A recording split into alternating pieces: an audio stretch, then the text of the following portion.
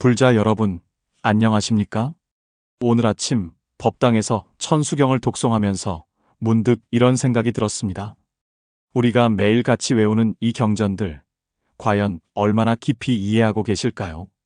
천수경을 외우면서도 왜 관세음보살님께서 1000개의 손을 가지고 계신지, 반야심경의 그 짧은 구절 속에 담긴 우주의 진리가 무엇인지 진정으로 깨달으신 분이 계실까요? 어떤 불자님은 이렇게 말씀하십니다. 경전을 읽어도 무슨 말인지 모르겠다고, 한문으로 되어 있어서 이해하기 어렵다고 하십니다. 또 어떤 분은 그냥 외우기만 하면 되는 거 아니냐고, 뜻을 몰라도 공덕은 쌓인다고 하시기도 합니다. 그런데 정말 그럴까요? 부처님께서 이 경전들을 설하신 진정한 의도를 모른 채 그저 소리만 내어 읽는 것이 진정한 수행일까요? 그런 경험 있으시지 않습니까? 아침마다 저녁마다 천수경을 외우면서도 마음 한편으로는 답답함을 느끼는 경험 말입니다.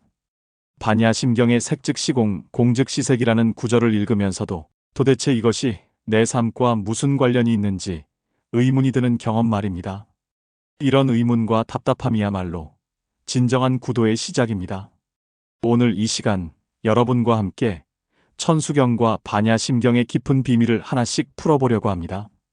이 경전들이 단순한 기도문이 아니라 우리 삶을 완전히 바꿀 수 있는 강력한 깨달음의 도구라는 사실을 말입니다.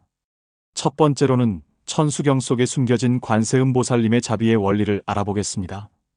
두 번째로는 반야심경이 전하는 공성의 지혜가 어떻게 우리의 고통을 해결하는지 살펴보겠습니다. 세 번째로는 이 두 경전을 일상에서 어떻게 활용할 수 있는지 구체적인 방법을 제시하겠습니다. 네 번째로는 경전 독송의 올바른 자세와 마음가짐에 대해 깊이 있게 다뤄보겠습니다. 이 네 가지를 통해 여러분의 신행생활이 한 단계 더 깊어지기를 간절히 원합니다. 그럼 지금부터 함께 떠나보겠습니다. 경전의 비밀을 찾아가는 깨달음의 여행을 말입니다. 첫 번째로 천수경 속에 담긴 관세음보살님의 자비의 비밀을 알아보겠습니다. 많은 불자님들께서 천수경을 외우실 때 관세음보살님께서 왜 1000개의 눈과 1000개의 손을 가지고 계신지 궁금해하십니다. 이것은 단순한 상징이 아닙니다. 법화경 관세음보살 보문품에서는 이렇게 설하고 있습니다. 관세음보살께서는 중생의 근기에 따라 32가지 몸으로 나타나시며 어떤 모습으로 제도될 중생이 있으면 그 모습으로 나타나신다고 하셨습니다. 1000개의 눈은 모든 중생의 고통을 보는 지혜의 눈이요, 1000개의 손은 모든 중생을 구제하는 자비의 손입니다. 현실에서 이것이 어떤 의미일까요? 지난주에 상담을 오신 한 불자님의 이야기를 해드리겠습니다. 중학생 자녀가 학교 폭력으로 고통받고 있다며 눈물을 흘리셨습니다. 아이는 학교 가기를 거부하고 밤마다 악몽에 시달린다고 하셨습니다. 그 어머니는 매일 천수경을 100번씩 외우며 관세음보살님께 간절히 기도했다고 합니다. 그런데 아무런 변화가 없자 경전이 효과가 없는 것 아니냐고 의심하게 되었다고 하셨습니다. 저는 그분께 이렇게 말씀드렸습니다. 관세음보살님의 천수는 바로 당신을 통해서 작용하는 것이라고 말입니다. 보살님께서 직접 내려오셔서 문제를 해결해 주시는 것이 아니라 어머니인 당신이 관세음보살님의 손이 되어 아이를 보듬어야 한다고 말씀드렸습니다. 천수경을 외우면서 자비심을 키우고 그 자비심으로 아이의 마음을 어루만져야 한다고 했습니다. 그 후 그 어머니는 천수경을 외우는 방법을 바꾸셨습니다. 경전을 외우기 전에 먼저 관세음보살님의 자비심이 자신의 마음에 가득 차오르기를 관상하셨습니다. 그리고 경전을 외우면서 그 자비심이 아이에게 전해지기를 간절히 발언하셨습니다. 더 나아가 아이와 대화하는 방식도 바꾸셨습니다. 아이를 다그치거나 재촉하는 대신 아이의 마음을 깊이 들여다보고 공감하려고 노력하셨습니다. 아이가 힘들어할 때마다 따뜻하게 안아주고 함께 눈물을 흘려주기도 하셨습니다. 석 달이 지나자 놀라운 변화가 일어났습니다. 아이가 다시 학교에 가기 시작했을 뿐만 아니라 어머니와의 대화도 늘어났습니다. 무엇보다 그 어머니 자신이 완전히 달라졌습니다. 예전에는 불안하고 초조했던 마음이 고요하고 자비로워졌다고 하셨습니다. 이것이 바로 천수경의 진정한 힘입니다. 관세음보살님의 1000개의 손은 우리 각자의 손을 통해 작용합니다. 천수경을 외울 때마다 우리는 관세음보살님의 자비심과 하나가 되어 우리 주변의 모든 중생을 구제하는 보살이 되는 것입니다. 그러므로 천수경을 외우실 때는 단순히 소원을 비는 것이 아니라 자신이 관세음 보살님처럼 자비로운 존재가 되기를 발언하십시오. 두 번째로 반야심경이 전하는 공성의 지혜에 대해 살펴보겠습니다. 반야심경은 비록 짧지만 모든 불교 경전의 핵심을 담고 있습니다. 특히 색즉시공 공즉시색이라는 구절은 불교 철학의 정수라고 할 수 있습니다. 많은 분들이 이 구절을 어려워하시는데 사실 이것은 우리 삶의 모든 문제를 해결하는 열쇠입니다. 대품반야경에서는 이렇게 설하고 있습니다. 모든 법이 꿈과 같고 환상과 같아서 실체가 없으니 이를 깨달으면 모든 집착에서 벗어날 수 있다고 하셨습니다. 이것이 무슨 의미일까요? 우리가 괴로워하는 이유는 모든 것을 실제한다고 믿기 때문입니다. 내가 있고 상대방이 있고 문제가 있다고 생각하기 때문입니다. 하지만 반야심경은 이 모든 것이 우리 마음이 만들어낸 환상이라고 말합니다. 얼마 전에 이런 일이 있었습니다. 한 불자님이 찾아오셔서 남편과의 갈등 때문에 너무 힘들다고 하셨습니다. 결혼한 지 20년이 넘었는데 요즘 들어 남편이 자신을 무시하고 냉대한다고 느낀다고 하셨습니다. 작은 일로도 서로 다투게 되고 집안 분위기가 너무 차갑다고 하셨습니다. 그래서 이혼도 생각해봤다고 하시더군요. 저는 그분께 반야심경의 가르침을 설명해 드렸습니다. 지금 당신이 보고 있는 남편의 모습이 정말 남편의 진짜 모습일까요? 아니면 당신의 마음이 만들어낸 편견과 선입견으로 물든 모습일까요? 반야심경에서 말하는 공성의 지혜로 이 상황을 바라보면 어떨까요? 남편도 실체가 없고 자신도 실체가 없고 갈등도 실체가 없다면 무엇이 남을까요? 그분은 처음에는 이해하기 어렵다고 하셨습니다. 그래서 구체적인 수행법을 알려드렸습니다. 매일 반야심경을 외우기 전에 이렇게 관상하라고 했습니다. 자신과 남편이 마치 꿈속의 등장인물처럼 실체가 없는 존재라고 생각해보라고 했습니다. 그리고 갈등 상황이 일어날 때마다 마음속으로 색즉시공 공즉시색을 되뇌며 이 모든 것이 환상이라고 관찰하라고 했습니다. 처음에는 잘 되지 않았습니다. 감정이 일어나면 공성의 지혜를 잊어버리고 다시 화를 내게 되었습니다. 하지만 꾸준히 수행을 계속했습니다. 한 달이 지나자 조금씩 변화가 나타났습니다. 남편이 짜증을 내거나 냉정하게 대할 때도 예전처럼 즉각적으로 반응하지 않게 되었습니다. 이 모든 것이 실체가 없는 환상이라는 관점에서 바라보니 마음이 훨씬 평정해졌다고 하셨습니다. 두 달이 지나자 더 놀라운 변화가 일어났습니다. 자신이 변하니까 남편도 변하기 시작했다는 것입니다. 아내가 예전처럼 감정적으로 반응하지 않으니 남편도 점점 마음을 열기 시작했습니다. 대화도 늘어나고 서로에 대한 이해도 깊어졌습니다. 이제는 갈등이 일어나도 금방 풀리고 오히려 서로를 더 깊이 알아가는 계기가 된다고 하셨습니다. 이것이 바로 반야심경의 공성 지혜가 가져다주는 기적입니다. 모든 것이 실체가 없다는 것을 깨달으면 집착에서 벗어나게 됩니다. 집착에서 벗어나면 마음이 자유로워집니다. 마음이 자유로우면 상황을 객관적으로 볼 수 있게 됩니다. 상황을 객관적으로 보면 지혜롭게 대처할 수 있게 됩니다. 반야심경을 외우실 때는 단순히 경전을 암송하는 것이 아니라 공성의 지혜로 현실을 바라보는 눈을 기르는 것입니다. 모든 괴로움과 갈등이 우리 마음이 만들어낸 환상임을 깨달으면 진정한 평화를 얻을 수 있습니다. 세 번째로 이 두 경전을 일상생활에서 구체적으로 어떻게 활용할 수 있는지 말씀드리겠습니다. 경전의 가르침이 아무리 훌륭해도 실제 생활에서 적용하지 못하면 무용지물입니다. 천수경과 반야심경을 우리 삶 속에서 살아있는 지혜로 만들어야 합니다. 화엄경에서는 이렇게 말씀하고 계십니다. 불법을 듣고도 실행하지 않으면 마치 병든 사람이 약 이름만 외우고 복용하지 않는 것과 같다고 하셨습니다. 그렇다면 구체적으로 어떻게 해야 할까요? 먼저 천수경 활용법을 말씀드리겠습니다. 아침에 일어나자마자 천수경을 외우는 것보다는 하루 중에 자비심이 필요한 순간에 활용하시기 바랍니다. 예를 들어 직장에서 동료와 갈등이 생겼을 때 마음속으로 관세음 보살님을 떠올리며 천수경의 한 구절을 외우십시오. 남무대자 대비 관세음 보살이라고 염하면서 그 동료도 나와 같이 고통받는 중생이라고 생각해 보십시오. 그 동료의 입장에서 상황을 바라보고 어떻게 하면 서로에게 도움이 될 수 있을지 생각해 보십시오.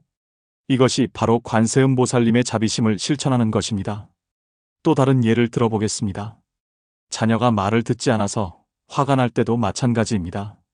감정적으로 반응하기 전에 잠시 멈추고 천수경을 떠올리십시오. 관세음보살님이라면 이 상황을 어떻게 대하실까 생각해 보십시오.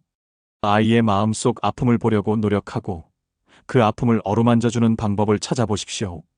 이렇게 하면 훈육도 자비로운 마음으로 할 수 있게 됩니다. 반야심경은 또 다른 방식으로 활용할 수 있습니다.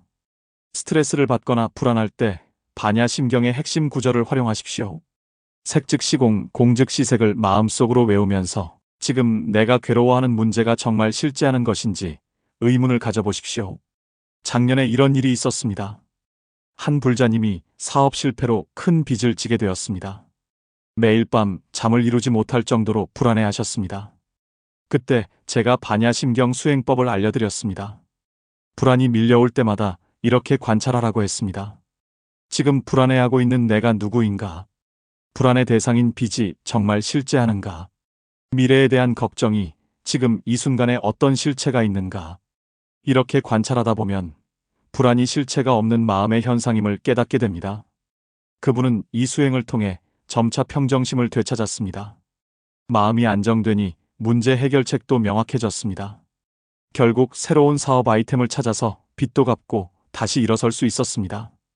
이처럼 반야심경의 공성지혜는 우리가 현실 도피를 하는 것이 아니라 오히려 현실을 더 명확하게 보게 해줍니다. 집착과 망상에 사로잡히지 않고 상황을 객관적으로 파악할 수 있게 해주는 것입니다. 또 하나 중요한 활용법이 있습니다. 두 경전을 함께 수행하는 방법입니다. 반야심경으로 공성의 지혜를 기르고 천수경으로 자비심을 기르는 것입니다. 지혜만 있고 자비가 없으면 냉정해질 수 있고 자비만 있고 지혜가 없으면 맹목적이 될 수 있습니다. 두 경전을 함께 수행하면 지혜와 자비가 조화를 이루어 진정한 보살의 마음을 기를 수 있습니다. 구체적으로는 이렇게 하십시오. 아침에는 반야심경을 외우며 하루를 지혜롭게 살아갈 것을 다짐하십시오. 저녁에는 천수경을 외우며 하루 동안 만난 모든 사람들에게 자비심을 베풀었는지 반성하십시오. 이렇게 하면 경전이 단순한 암송이 아니라 삶을 변화시키는 실천 수행이 됩니다. 네 번째로 경전 독송의 올바른 자세와 마음가짐에 대해 말씀드리겠습니다. 많은 불자님들이 경전을 외우긴 하지만 올바른 방법을 모르고 계십니다. 단순히 소리내어 읽거나 마음속으로 외우는 것만으로는 충분하지 않습니다. 법화경에서는 이렇게 설하고 있습니다. 경전을 읽고 외우고 해설하고 베껴 쓰는 공덕도 크지만 경전의 뜻을 깨달아 실천하는 공덕이 가장 크다고 하셨습니다. 그렇다면 어떤 자세로 경전을 읽어야 할까요? 첫째, 경전을 읽기 전에 반드시 마음을 정화하십시오. 하루의 번잡함을 모두 내려놓고 고요한 마음으로 부처님 앞에 앉는다는 자세를 가지십시오. 손을 깨끗이 씻고 정좌하여 허리를 곧게 세우십시오. 그리고 부처님과 법과 승가에 대한 존경심을 일으키십시오. 둘째, 경전을 외울 때는 단순히 소리만 내는 것이 아니라 한 구절 한 구절의 뜻을 마음에 새기십시오. 천수경을 외울 때는 관세음보살님의 자비로운 모습을 마음에 그리십시오. 반야심경을 외울 때는 공성의 지혜가 내 마음을 비추는 것을 관상하십시오. 셋째, 경전 독송 중에 잡념이 일어나더라도 억지로 없애려고 하지 마십시오. 잡념이 일어나면 그것도 실체가 없는 환상임을 알아차리고 다시 경전에 집중하십시오. 이것 자체가 반야심경에서 말하는 공성의 지혜를 실천하는 것입니다. 지난달에 한 불자님이 이런 고민을 말씀해 주셨습니다. 천수경을 외우려고 하는데 자꾸 다른 생각이 들어서 집중이 안 된다는 것이었습니다. 특히 직장일이나 가족 문제가 자꾸 떠올라서 경전에 몰입하기 어렵다고 하셨습니다. 저는 그분께 이렇게 조언했습니다. 잡념이 일어나는 것은 자연스러운 현상이니 자책하지 말라고 했습니다. 대신 잡념이 일어날 때마다 그것을 관세음보살님께 맡기고 그 문제도 보살님의 자비로 해결되기를 발언하라고 했습니다. 그리고 천수경을 외우는 것 자체가 그 문제들을 해결하는 수행임을 믿으라고 했습니다. 몇 주 후에 그분이 다시 찾아오셔서 놀라운 변화를 말씀해 주셨습니다. 잡념을 없애려고 애쓰는 대신 그것마저도 수행의 일부로 받아들이니 오히려 마음이 더 평정해졌다는 것입니다. 그리고 경전을 외우면서 자연스럽게 그 문제들에 대한 해답도 떠올랐다고 하셨습니다. 이것이 바로 올바른 경전 독송의 효과입니다. 넷째, 경전을 다 외운 후에는 반드시 회양하십시오. 경전을 외운 공덕을 자신만을 위해 쌓지 말고 모든 중생이 함께 성불하기를 발언하십시오. 이것이 대승불교의 정신입니다. 특히 천수경을 외운 후에는 관세음보살님의 자비가 온 세상에 퍼져나가기를 발언하십시오. 반야심경을 외운 후에는 모든 중생이 공성의 지혜를 깨달아 고통에서 벗어나기를 발언하십시오. 다섯째, 경전 독송을 마친 후에도 그 가르침을 일상에서 실천해야 합니다. 경전을 읽는 시간과 일상생활이 분리되어서는 안 됩니다. 천수경을 외웠다면 하루 종일 자비로운 마음으로 살아가야 합니다. 반야심경을 외웠다면 모든 상황을 공성의 지혜로 바라봐야 합니다. 이렇게 해야 경전이 살아있는 가르침이 됩니다. 올바른 경전 독송은 단순한 종교 행위가 아닙니다. 그것은 우리의 의식을 변화시키고 삶의 질을 높이고 궁극적으로는 성불의 길로 이끄는 수행법입니다.